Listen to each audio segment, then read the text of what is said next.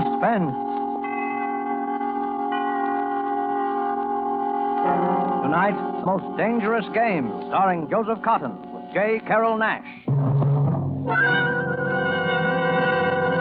Mr. Joseph Cotton as Sanger Rainsford, with J. Carroll Nash as General Zaroff, in the greatest manhunt story written in our time, The Most Dangerous Game, a supreme adventure in suspense.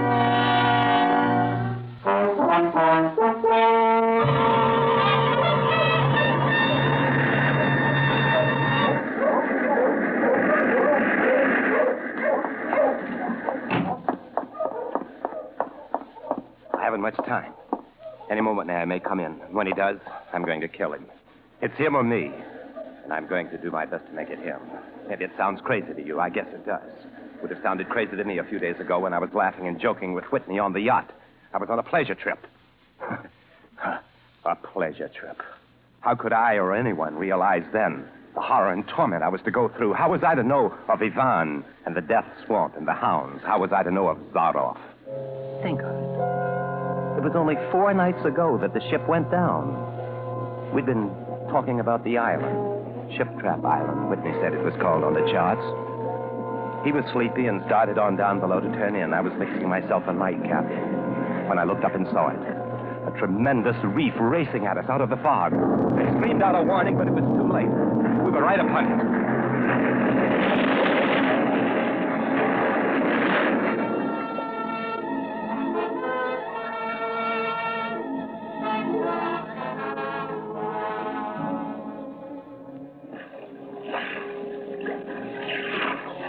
Exploded right on top of Whitney and the members of the crew. The force of the explosion hurled me into the blood-warm waters. Terrified at the suddenness and surprise, my stomach weak and sick at the thought of the others. The sea was eddying furiously around sinking remnants of the ship, and a certain cool-headedness came to me, making me swim desperately away, or I might not have lived to go through the horror which was soon to come.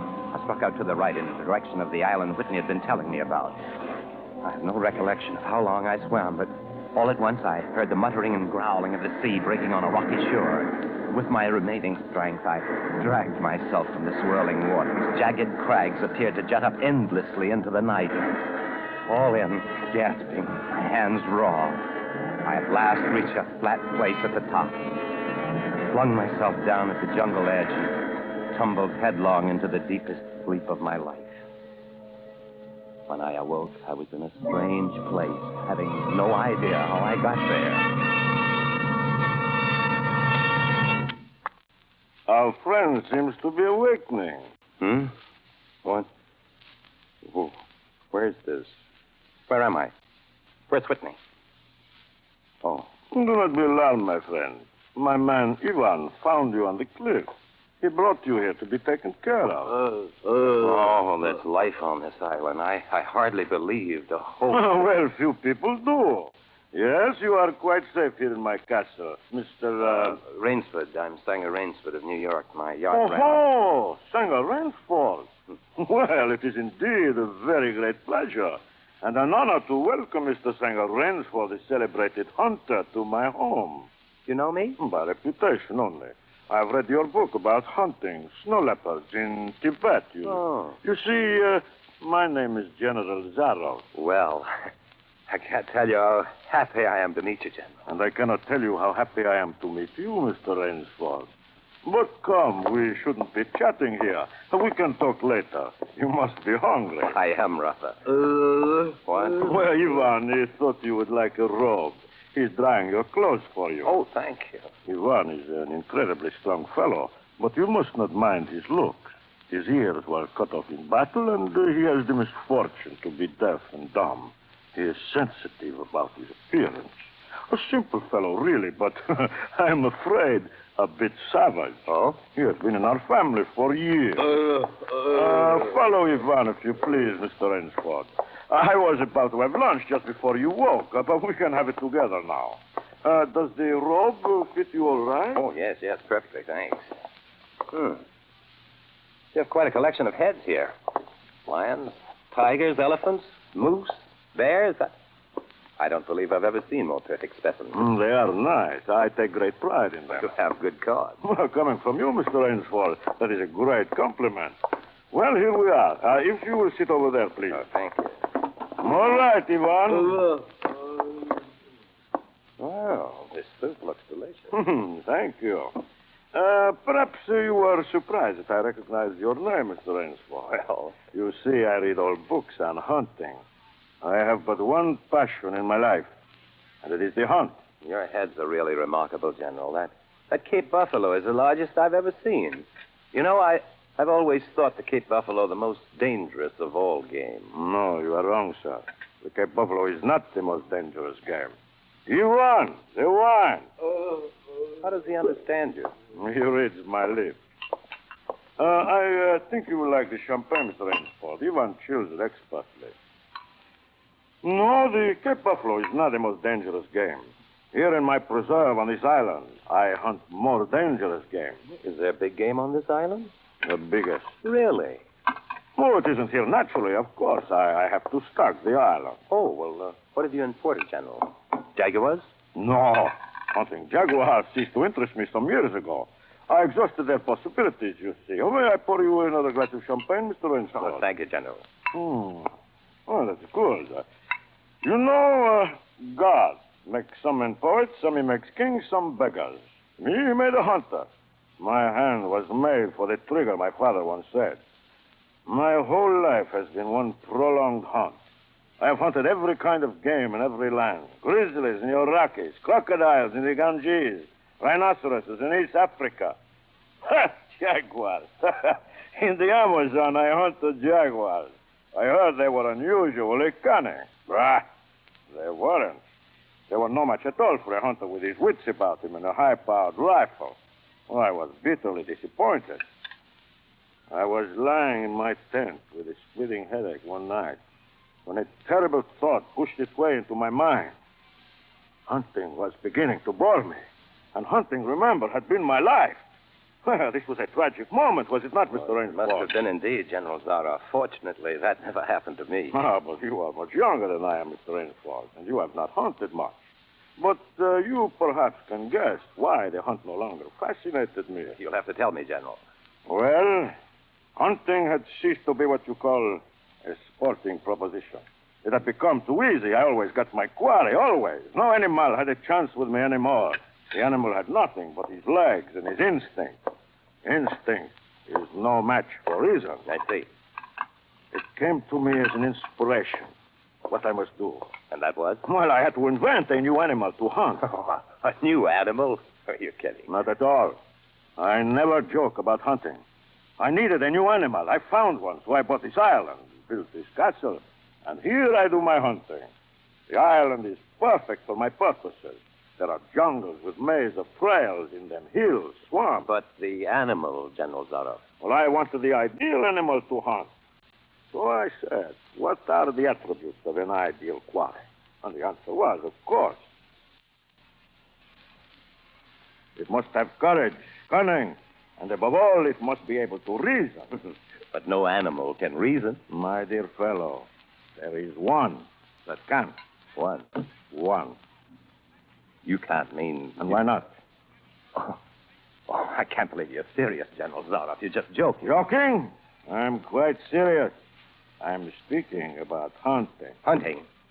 You're speaking of murder. Dear me, that unpleasant word. But I think I can show you that your scruples are quite ill-founded. I doubt that. I hunt the scum of the earth. Sailors on tramp ships, lascars, mongrels. But they are men. Precisely. That is why I use them. They can reason after a fashion. Oh, they are dangerous. But where do you get them? Well, we will visit my training school. It is in the cellar. I have about a dozen pupils locked down there now. They're from the Spanish bark, San Lacal. They had the bad luck to go on the rocks out there. Well, a very inferior lot, I regret to say. Another glass? No. You see, it is a game. I suggest to one of them that we go hunting. I give him a supply of food and an excellent hunting knife. I give him 2 hours start. If my quarry eludes me for 3 whole days, he wins the game. If I find him, well, he loses. Suppose he refused to be hunted. Well, I give him his choice, of course. He need not play that game if he does not wish to. If he does not wish to hunt, I turn him over to Ivan. Ivan used to be official knauter to my old king, and he has his own ideas of sport. Invariably, Mr. Rainsford, invariably, they choose to hunt. And if they win? Well, to date, I have not lost. Oh, I do not wish you to think me a braggart, Mr. Rainsford. Many of them afford only the most elementary sort of problem. Occasionally, I strike a tartar. One almost did win. I eventually had to use the hound. The hounds? This way, please. Come, I will show you. See, wait a minute. I'll open the window. Nice boys. Hello, boys. They are a rather good lot, I think, huh? They are let out at 7 every night. If anyone should try to get into my castle or out of it, something extremely regrettable would occur to him. But enough of this. Come. I want to show you a collection of heads I'm quite sure you've never seen before. Will you join me in the library for coffee? Look here, General Zaroff. I appreciate your hospitality and your rescuing me more than I can say, but I'm not bored with hunting. Well, good, excellent. Tonight we will hunt then, eh, Rainsford? General, I wish to leave this island at once. Tonight we will hunt. You and I. You're wrong, General. I won't hunt. Oh. I won't murder. That is too bad. Well, as you wish, my friend. The choice rests entirely with you. But may I not venture to suggest to you that you will find my idea of sport more diverting than Ivan? Now, wait a minute. My dear fellow. You don't mean you plan to hunt me? My dear fellow, have I not told you I always mean what I say about hunting? This is really an inspiration. I drink to a foeman worthy of my steel. At last. I simply can't believe. This must be some sort of a dream. Your brain against mine, your woodcraft against mine, your strength, your stamina against mine. Outdoor chess. And the stake is not without value, huh? And if I win? Oh, well, then I will cheerfully acknowledge myself defeated, and if I do not find you by midnight of the third day, my sloop will place you on the mainland near the town. Oh, you can trust me. I will give you my word as a gentleman and a sportsman. Of course, you, in turn, must agree to say nothing of your visit here. I'll agree to nothing of the kind. Oh. Well, in that case... Well, but why discuss that now? 3 days hence, we can discuss it, unless... Well, what is your choice, Mr. Rainsford? I'm a hunter. You know my choice. Good. Ivan here will supply you with hunting clothes, food, and knives. I suggest you wear moccasins. They leave a poorer trail. I suggest, too, that you avoid the big swamp in the northeast corner of the island. We call it Death Swamp. There's quicksand there. Well, I must beg you to excuse me now. I always take a siesta after lunch. You will want to start, no doubt. Well, au revoir, Mr. Rainsford. Au revoir. Look here. Isn't there any way I can...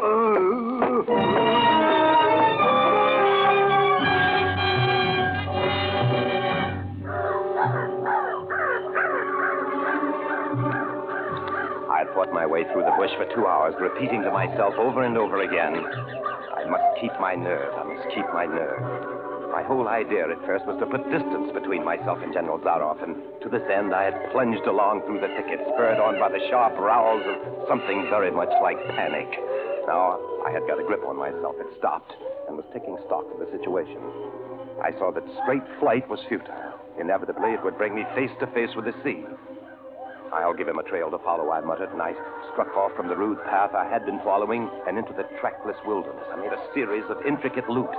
I doubled on my trail again and again, recalling all the lore of the fox hunt and all the dodges of the fox. Night found me exhausted, my hands and face lashed by the branches on a thickly wooded ridge. My need for rest was imperative, and I thought, I played the fox, now I must play the cat of the fable. A big tree with a thick trunk and outspread branches was nearby, and taking care to leave not the slightest mark, I climbed up and stretched out on one of the broad limbs. rest brought me new confidence and almost a feeling of security. Even so expert a hunter as General Sudoff could not trace me here, I assured myself. An apprehensive night crawled slowly by, my mind keenly alert for any sound, any warning. And towards the dawn, an instinct I never knew existed, like an animal must possess, impel me to look far in the distance in a westerly direction. Sure enough, following the trail with the sureness of a bloodhound, came General Sudoff. Nothing escaped those searching black eyes. No crushed blade of grass, no bent twig, no mark, no matter how faint, in the moss. My heart pounding furiously, I slid down quickly from the tree and struck off again in the woods. I knew I had to do something desperate, and I knew I had little time in which to do it. 300 yards from my hiding place, I stopped where a huge dead tree leaned precariously on a smaller living one. Throwing off my sack of food, I took my knife from his sheath and began to whack with all my energy. The job was finished at last, and I threw myself down behind a fallen log 100 feet away. I did not have to wait long.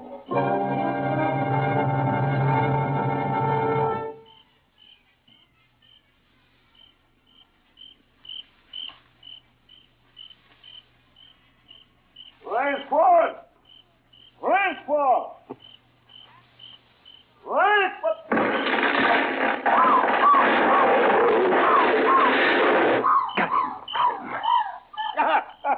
What? Hey, Ransford!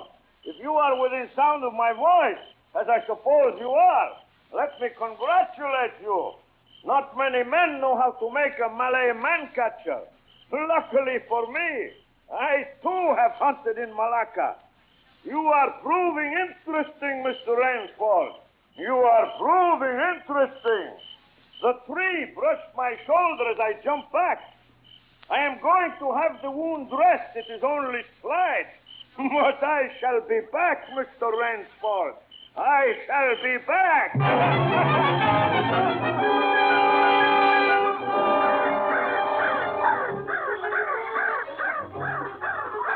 It was flight now. A desperate, hopeless flight that carried me on for hours. I don't know where I got the strength.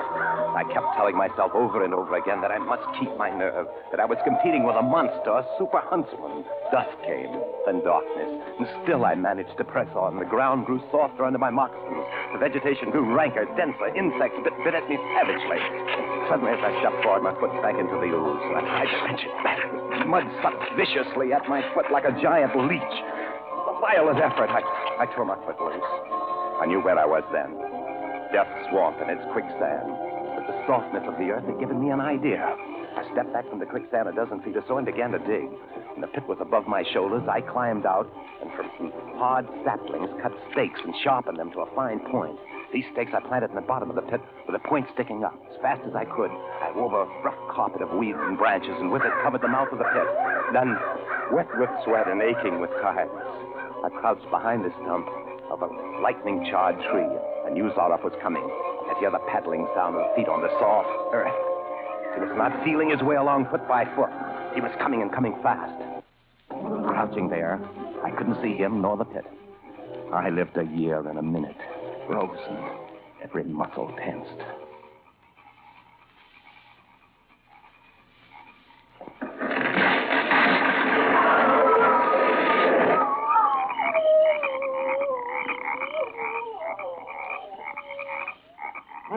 Excellent, Ransford. Yes, excellent. You have done well. Your Burmese tiger pit has claimed one of my finest hounds. Again you scored. I think, Mr. Ransford, I will see what you can do against my whole pack. I am going back to get them now. Thank you for a most amusing evening.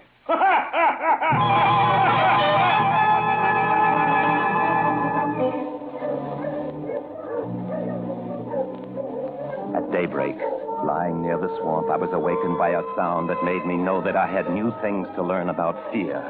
It was a distant sound, faint and wavering, but I knew it. It was the baying of a pack of hounds. I could do one of two things. I could stay where I was and wait. That was suicide.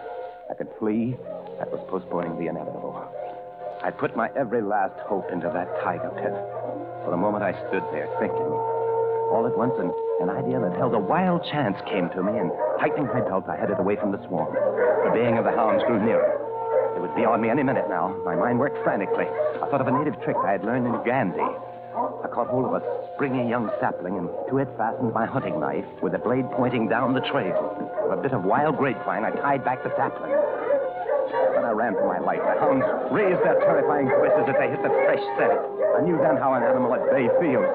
At last, I had to stop to get my breath. The baying of the hounds stopped just as suddenly. And with it, my heart stopped, too. They must have reached the night. Excitedly, I shinnied up a tree and looked back. My pursuers had stopped all right. But the hope that had been in my brain when I climbed died. For in the shallow valley, I saw that General Zaroff was still on his feet. But Ivan was not. Apparently, he had come along to hold the hounds. The knife, driven by the recoil of the springing tree, had splintered through his chest. I partly tumbled to the ground when the pack took up the cry again. Nerve, nerve, nerve. I panted as I dashed along. A blue gap showed between the trees, dead ahead. The hounds were almost on top of me. I forced myself toward the gap. I reached it. It was the shore of the sea. Across the cove, I could see the gloomy gray stone of Zaroff's castle. 20 feet below me, the sea rumbled and hissed. I hesitated. I heard the hounds. Then I leaped far out into the sea.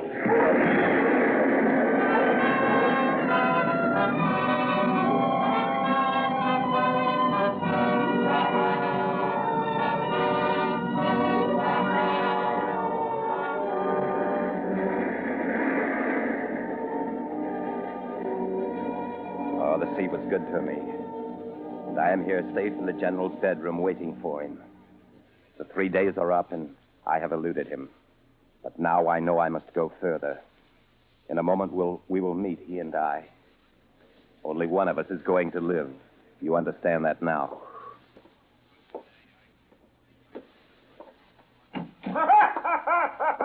The rooster rasper under la paputa, raspan prastan, Rainfall. General? Rainfall. How on earth did you get here?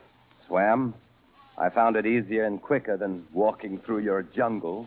Well, I congratulate you. You have won the game. Oh, no, General. I'm still the beast at bay. Here. Get ready, General Zaroff. Oh, Yes, 2 of them. oh. Well, I see. Splendid. One of us then is to furnish a repast for the hounds. The other will sleep in this very excellent bed. On guard, Rainford. General? Right. Good, Rainford. Ah, General. What now, Rainford? No. Good, Rainford. Very good.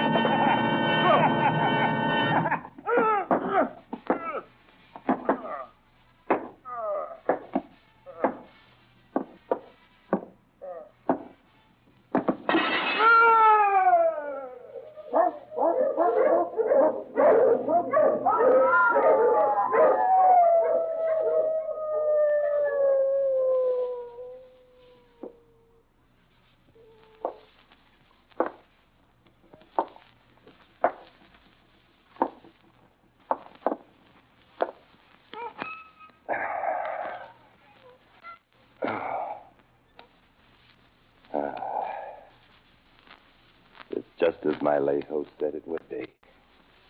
A very excellent bed.